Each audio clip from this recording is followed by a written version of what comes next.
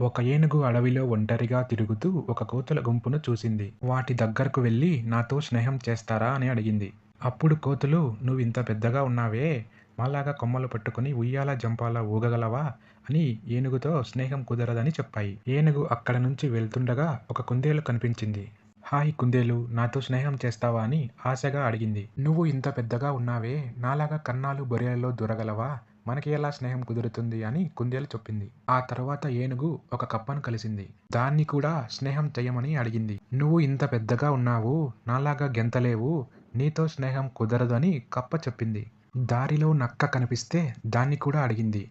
నక్క కూడా స్నేహం చేయడానికి ఒప్పుకోలేదు. ఈలోగా అడవిలోని జంతువులన్నీ చెల్లాచెదురుగా పరిగెడుతున్నాయి.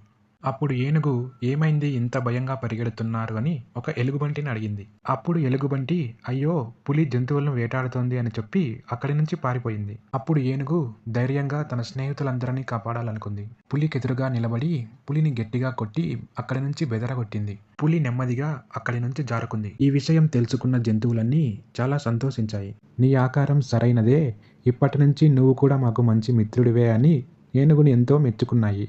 ఈ కథ నుంచి మనం నేర్చుకోవాల్సిన విషయం ఏమిటంటే, ఏ రంగైనా, ఏ రూపమైనా, ఏ ఆకారమైనా స్నేహం స్నేహమే. స్నేహం చాలా గొప్పది. స్నేహం అనంతమైనది.